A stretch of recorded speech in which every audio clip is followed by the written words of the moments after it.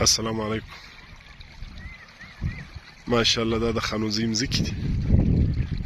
دا تقریبا له دا بارانو له دا دغه باد چې کاریز راووتلی په ډیم کې اوبه ودرېدې هر ځای کې خلکو دا تر ښایسته غنم کرلي دي. دا د کاریز اوبه را روانې دي.